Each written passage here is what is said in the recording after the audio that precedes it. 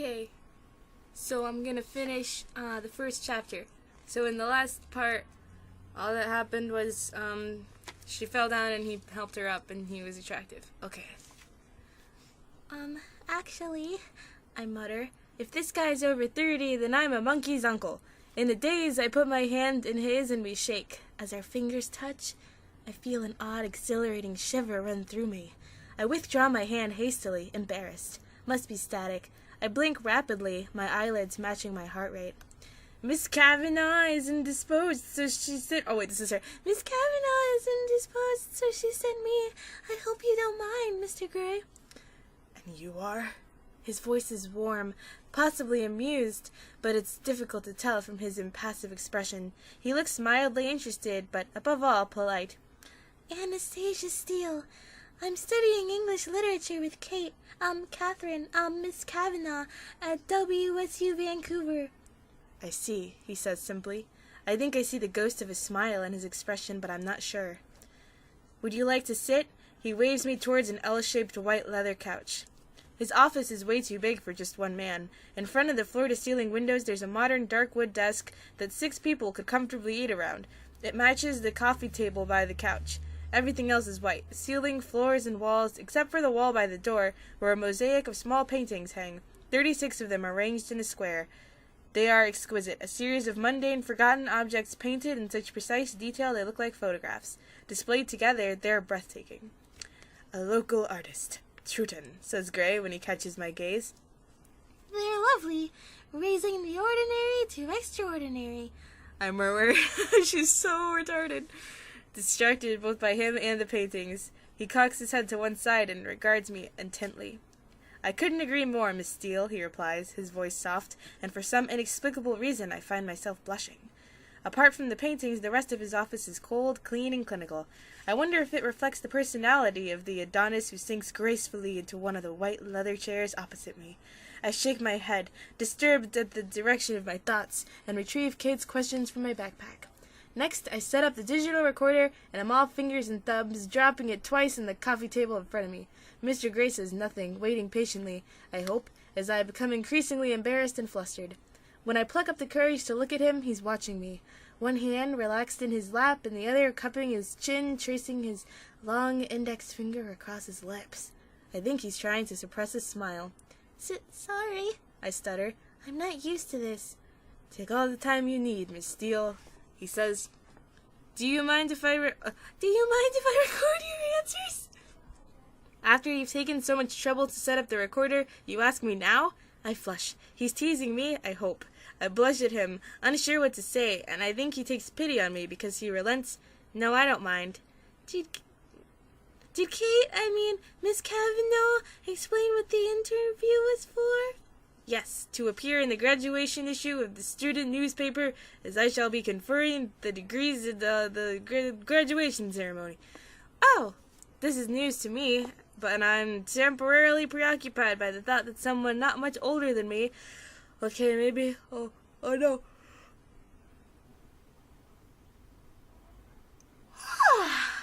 I'm so bored by this book, I'm falling asleep. He's super successful, and he's gonna present me with my degree. I frown, dragging my wayward attention back to the task at hand. Good, I swallow nervously. I have some questions, Mr. Gray. I smooth a stray lock of hair behind my ear. I thought you might, he says, deadpan. He's laughing at me. My cheeks heat at the realization, and I sit up and square my shoulders in an attempt to look taller and more intimidating. Pressing the start button on the recorder, I try to look professional.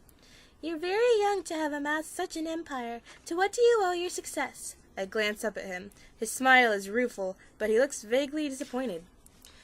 Business is all about people, Miss Steele, and I'm very good at judging people. I know how they tick, and what makes them flourish, and what doesn't, what inspires them, and how to award them. I employ an exceptional team, and I reward them well. He pauses and fixes me with his gray stare.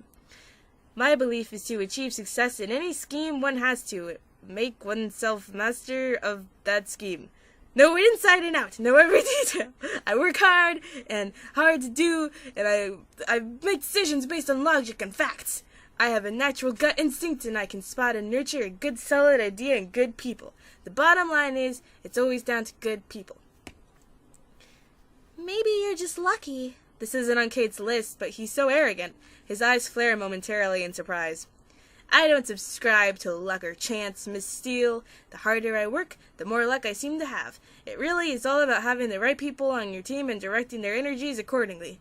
I think it was Harvey Firestone who said, the growth and development of people is the highest calling of leadership. You sound like a control freak. The words are out of my mouth before I can stop them. Oh, I exercise control in all things, Miss Steele, he says, without a trace of humor in his smile. I look at him and he holds my gaze steadily, impassive. My heartbeat quickens and my face flushes again. Why does he have such an unnerving effect on me? His overwhelming good looks, maybe? The way his eyes blaze at me? The way he strokes his index finger against his lower lip? I wish he'd stop doing that. Besides, immense power is acquired by assuring yourself and your secret reverators that you were born to control things. He continues. His voice was supposed to be soft there. I'm sorry. Do you feel that you have immense power? Control freak.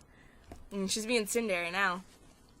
I employ over 40,000 people, Miss Steele. That gives me a certain sense of responsibility. Power, if you will.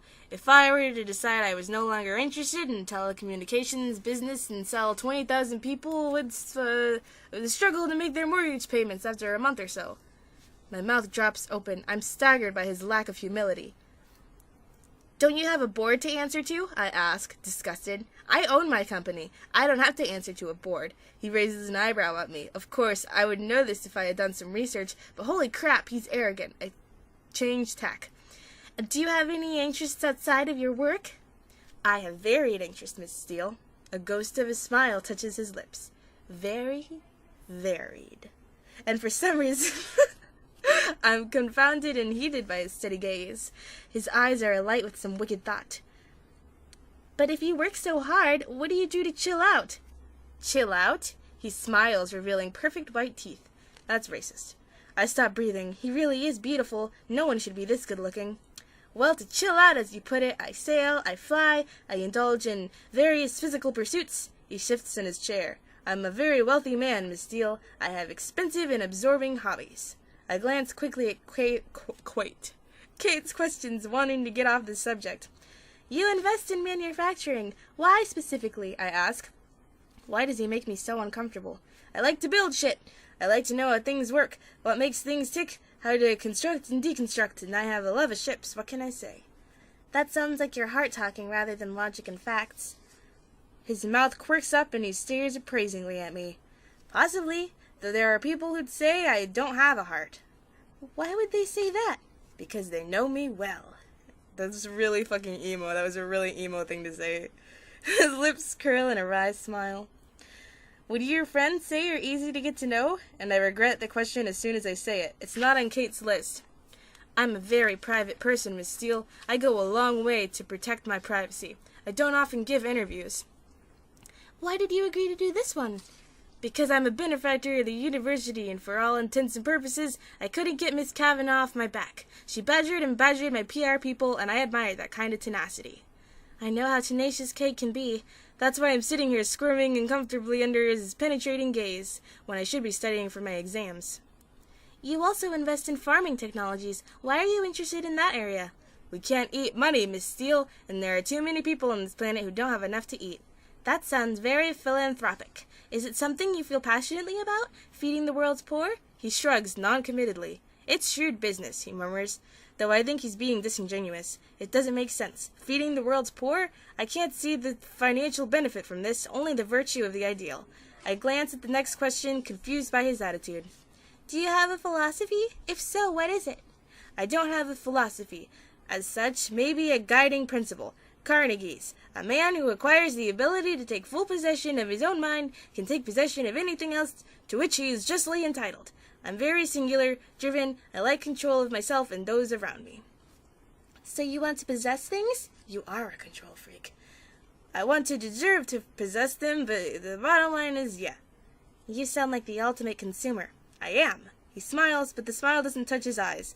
Again, this is at odds with someone who wants to feed the world, so I can't help thinking that we're talking about something else, but I am mystified as to what it is. I swallow hard. The temperature in the room is rising, or maybe it's just me.